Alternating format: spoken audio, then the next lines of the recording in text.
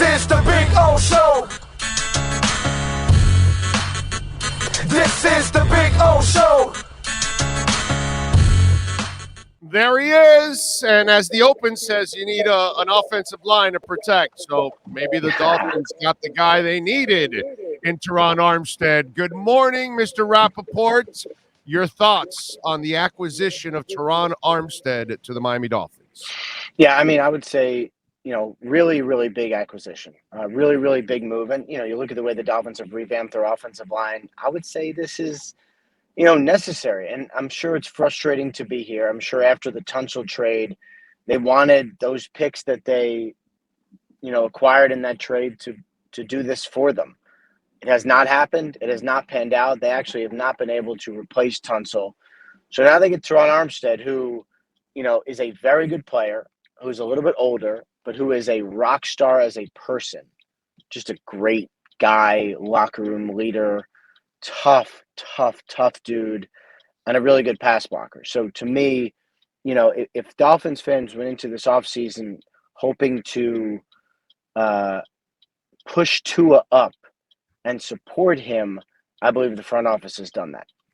Yeah, I agree with you. And I think we'll see a different Tua this year because I think he'll have the support that he didn't have before with the line, the running, the play design, all those things. I think he's going to look better this year, much better than he did last year. Now, and also kudos to Greer, right? Because Teron and his agent, they probably knew they had Miami over the coals here, that they could take advantage of this situation because Miami was desperate for this player. They really needed to kind of bring balance to the line. Yeah.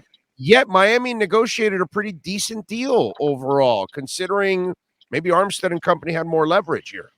Yeah, and I would say I don't know who had the leverage because, you have the Saints that are in a really tough cap situation. And obviously he was the Saints guy. They wanted to keep him, but it's just $15 million per year, which is, probably middle of where it is for left tackles. Obviously, last year's left tackle market was a lot higher.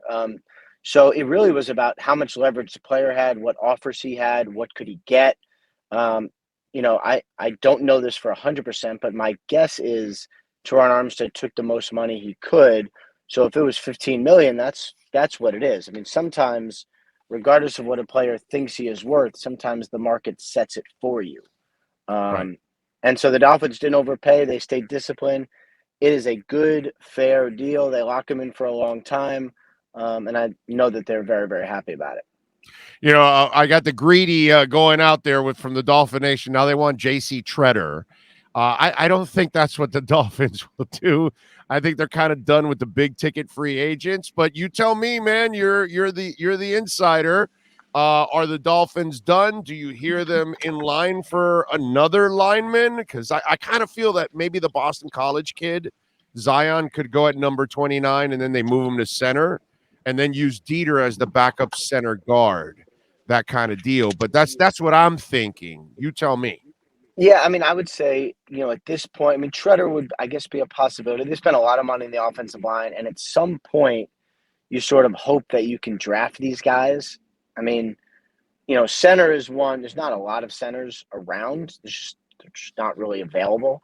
It's a hard position. There's just not a lot of them. So, I don't know for sure there's interest in Treader, but my guess is this is where the Dolphins say, you know what?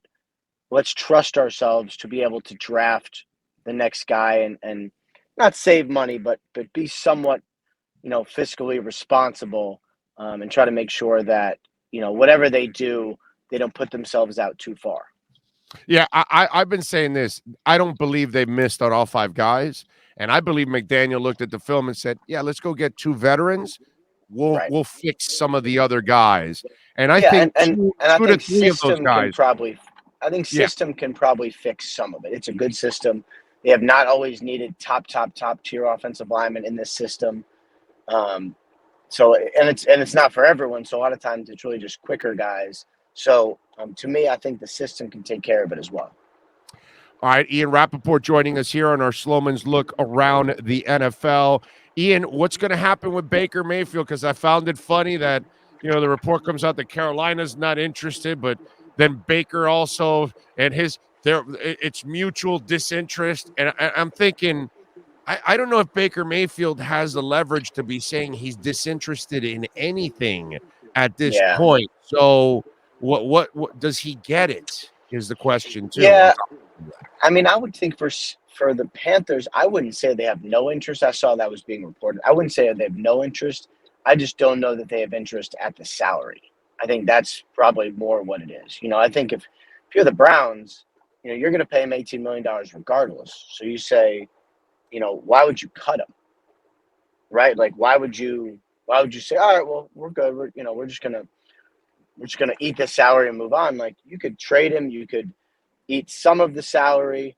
Um, there's different things you could do. And the Panthers did this with Teddy Bridgewater last year, where they ate a significant portion of the salary and they moved forward with a different quarterback. They could do that. As far as Baker not being interested in different places, like, to me, I get it. You try to have as much leverage as you can as a player, but I don't know that he has so much. I think if he went somewhere with an opportunity to start, that would be a really good option for him. Really good.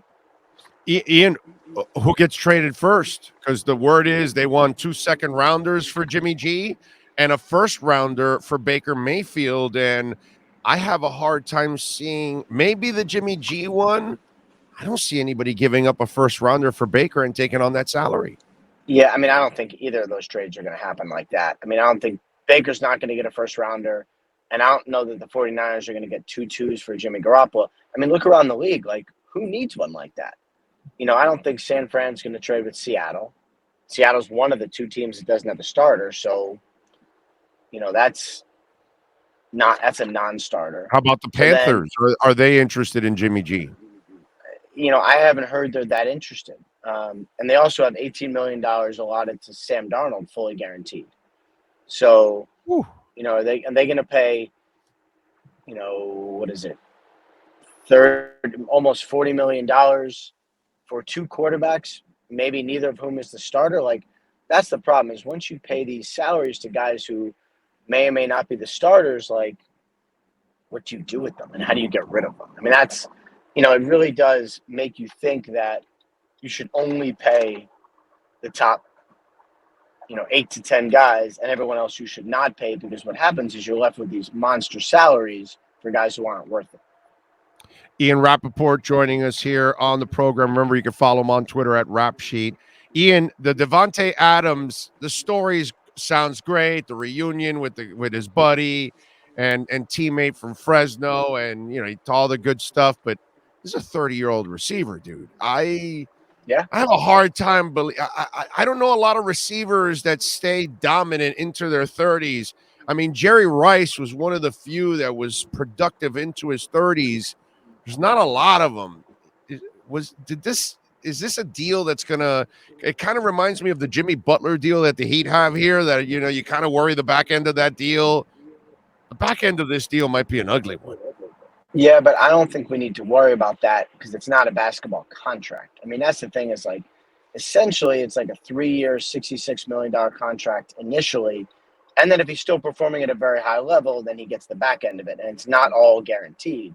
So, if this is a 3-year deal for the Raiders, it's a 1 and a 2 for 3 years of very, very high production. That's okay. That's worth it. And I mean, he's a great player. It makes them instantly better. It makes them a possible playoff team, which they were last year anyway. I thought it was a great deal. To me, just my naked eye, he doesn't look like he's slowing down. It looks like he's still really good. So I think for the Packers, it's going to work out at least for the next several years, barring injury. And if that's the case, that's fine. Deshaun Watson, what's going to happen here? Are they anticipating a suspension?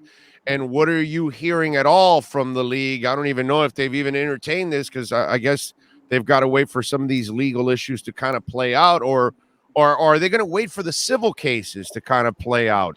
How does the league handle the Deshaun Watson case? Because those cases may not be solved by the time the season rolls around. Right. I think the main thing was, the the legal situation, him not being charged, him not being indicted, that was significant. And, the league had wanted to sort of stay out of the way of him, but he still has the civil situations. Now we'll see, do those get settled? Do those not get settled? Are those still outstanding? He has fought those. I know he almost settled when he nearly was traded to the Dolphins, but they were not fully settled. So the trade did not go through. So, I think there are certainly some people, not all people, but some people expect a suspension. We'll see what ends up happening. But I know if he gets suspended, the Browns are prepared for it. And, it was definitely front of mind when they ended up doing this deal. Ian, let's bring it back to the Dolphins here. X obviously negotiated some extra money last year before the season, and there's been some talk about, another restructure here. Are you hearing anything? Because, even though there's no rumblings like last year, which maybe means there's good things going on behind the scenes. So, do we know anything about the Dolphins and X on restructuring anything? Yeah, it sounds like they've had some conversations. I don't get the sense that anything is imminent. It's a hard deal to do. Again, it's a third contract.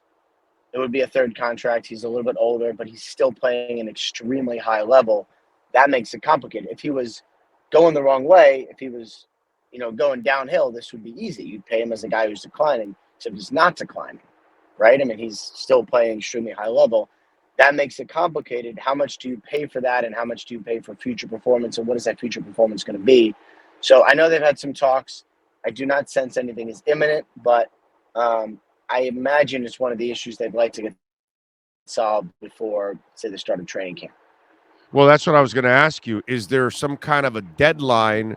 I don't know about training camp, even maybe the draft, because they could move him and still draft somebody at 29 or trade for somebody else or do something else. So have you heard of anything of some kind of a time period that they have to get this thing done? Because then it gets ugly like it got ugly last year. Yeah, I mean, I would say, by the draft, I guess would make sense, but he's going to want a new contract regardless. So whoever's going to trade for him would also give him a new deal. So it's a complicated trade. Not saying it can't happen. We've seen some complicated trades, but it certainly is something that could happen. It's just going to take a lot of work on both sides. And we'll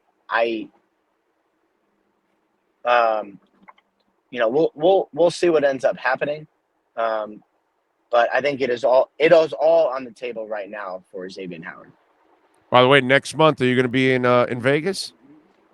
I am going to be in Vegas, as a matter of fact. All right, good. All right, so we got an entire bar to ourselves for 3 days. Holds about 300 people. It's called Tommie Rockers. We got to drag you out there for 5-10 minutes and join us. Hey, towards the back end of one of those days, because obviously you'll be busy all day. But at the end of the day, if we could drag your ass out there and take a little Uber and come on out to us. We'll see what we can do. That will be fun. We'll see what we can drag you out there, Tommie Rockers. But one way or another, I'll track you down there in Vegas and we'll have a drink. All right, my brother. I appreciate it. All right, I like it. I cannot wait for that. All right, Ian. You be good, my brother. Thank you. We'll catch up next week. Awesome. Great talking to you as always, man. Take care. Thank you. There you go. Ian Rapoport, baby. That's our Slomin's look around the NFL.